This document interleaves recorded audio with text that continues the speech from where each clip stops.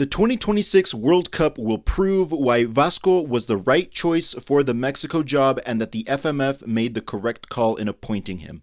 I know that's a bit of a hot take, but I will be explaining my stance in this video. Also, as a disclaimer, I just want to let everyone know that I am not an FMF simp. I literally made a short accusing Charlie of giving Vasco head for a spot in the squad, so I clearly don't intend to be in the FMF's good books.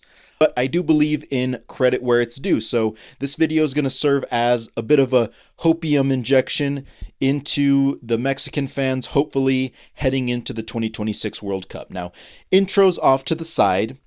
What is going on, everyone? It is Utopic Draco Future. Thank you so much for all the support on the last video. I got about 500 views on it as of the time of this recording and gained about 10 subscribers, so I really appreciate it. Please go check out that video. It's about the 15 convocados that were pretty much already called up from Liga MX and how that kind of gives us an idea of what the squad is going to look like heading into the World Cup. So please like and subscribe to Utopic Draco Future for more videos on the World Cup, the Selección Mexicana, Champions League, Liga MX, Club America, everything that you can think of. So let's get into this, because I also saw that Rafa Márquez was confirmed to take over after Vasco Aguirre after the World Cup until 2030, and I'm a little bit confused about this news because I did see it get covered by a lot of channels, but I thought that that was already confirmed, that Rafa Márquez was going to take over after. I didn't know that it was until 2030, but I don't know, man. I thought that we already knew that. But yeah, I think that that's a good appointment. I'm very happy to see that. I think it goes to show that the FMF has a real plan like they haven't had before for 2030 and really the future of the Selección. I think that's a good move. Now, I am a little bit nervous just from knowing about past appointments like Lozano, like Coca, that were supposed to be kind of long-term. I think Lozano was meant to be long-term for the 2026 World Cup, and look how that turned out. So I'm nervous that that's going to end badly with Rafa Márquez. I think he has a little bit more clout than some of those other appointments, so I don't think we're just going to get rid of him that easily, but sometimes the FMF surprises me with some of the bullshit that they do. So I'm a little bit nervous, but excited, obviously, about Rafa Márquez's appointment. And the reason for that is because I think that after the World Cup, hopefully we have a good showing, but after the World Cup, he can take over and really usher in a new generation, really, of players, hopefully usher in some younger players, build off of the base that Vasco Aguirre built for the World Cup. Obviously, with his defensive structure, I'm hoping that we're going to transition to a bit more offensive, a bit more historically Mexican style of play. So I'm really excited for that. I think that Rafa Márquez would do a great job. And heading into the 2030 World Cup cycle with a clear plan in mind is what you need to succeed, especially for a tournament like the World Cup. So really the big point here is I like the plan, I like the appointment, I like the confirmation that Rafa is going to take over. So I did want to talk a little bit about what they bring to the Selección currently and what hopefully Rafa is going to continue when he takes over. And that is the identity that, again, Aguirre has brought in with the defensive structure, with the knowing that he doesn't have the players or the talent to compete with these stronger teams. Heading into a World Cup with a defense-first approach is a smart tactical decision. It's what Morocco did in the last World Cup, not comparing us to Morocco, obviously, but I think having a solid foundation and knowing what each player's role is, everyone contributes to something that is greater than the sum of its parts, because we can't rely on individual talent, especially from the attack. We have a 100-year-old Raul Jimenez, we have a striker that's out of form in Europe, and we have a young, unproven, untested striker. But despite that, we can still get a result. So that's basically what I mean when I talk about the identity that Aguirre and Márquez have brought to this team. Another thing that is worth bringing up is the togetherness that both of them have brought to this squad. One thing that I think is very important is the fact that it is a home World Cup, which doesn't happen often. And the fact that we have a Mexican at the helm, something that we have been begging the FMF for the longest time, is huge, because that is going to do a lot for the morale and the vibes heading into the World Cup. And I know that vibes isn't necessarily something to go off of, but when it comes to a tournament like the World Cup, that isn't necessarily as, I don't know if tactical is the right word, but as structured as a 48 game season, it's huge, and sometimes a spark in the pan is all you need to get far in the World Cup. No, we're not going to win it, right? But we have a chance to get far in the World Cup just because of our cohesiveness. That's something that another coach is not going to be able to bring. I don't personally think that a Bielsa would have been able to do something like that, although obviously the tactics would be different and probably better. Someone like Vasco understands the players that we have, our limitations, and what's at stake. We can talk about Pochettino as well.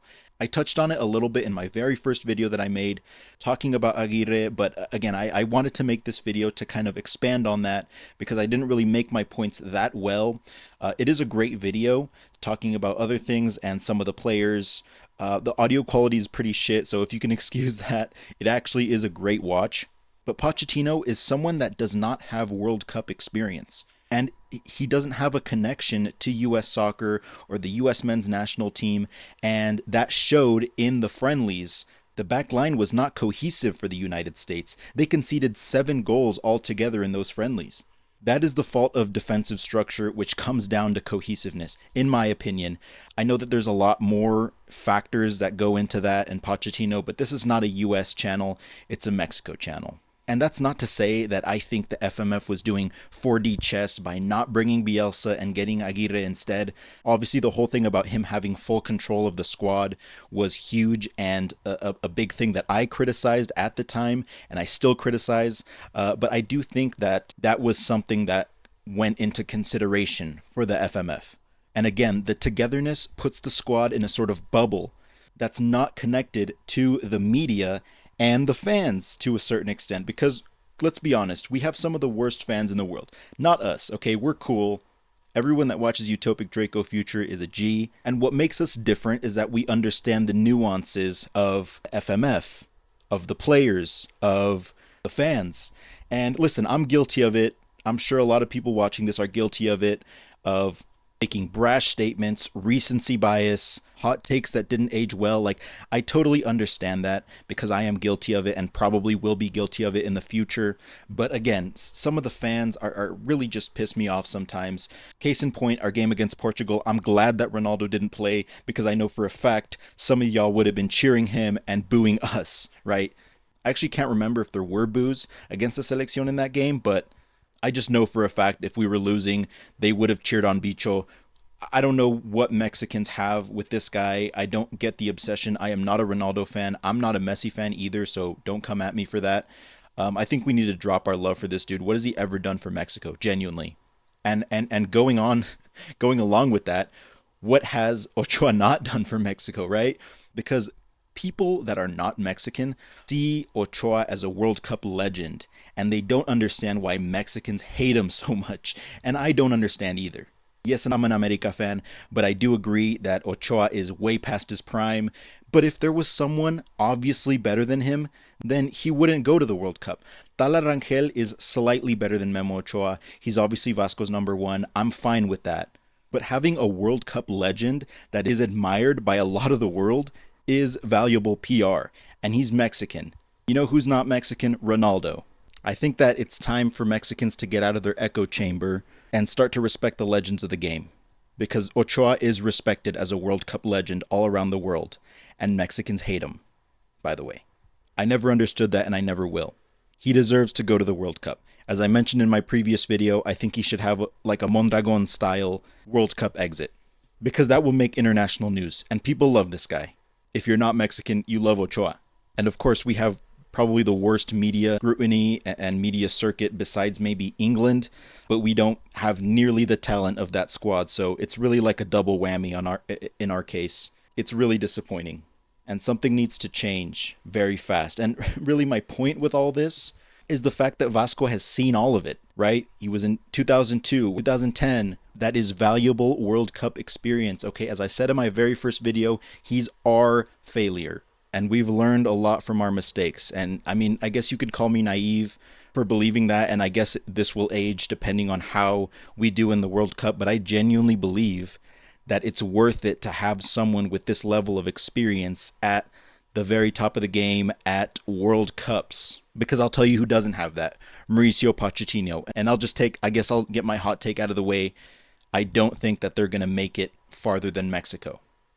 I guess we'll come back to this video and see how this ages. Again, he's been through it all. He's been through the media circuit. I know it's not going to be a perfect World Cup cycle. Again, the FMF never fails to disappoint me, but I think that it's valuable to look at the positives. And obviously when the World Cup starts, I will be fully on the Mexico and Vasco and player train, okay? Even Charlie. I will hope, and I hope everyone watching is hoping that someone like Charlie would have a great tournament. I guess that's just my viewpoint in all this, right? So I appreciate everyone for watching. Again, subscribe to Utopic Draco Future for more videos on the subject. My Champions League semifinal predictions are next. It's Haram versus Halal.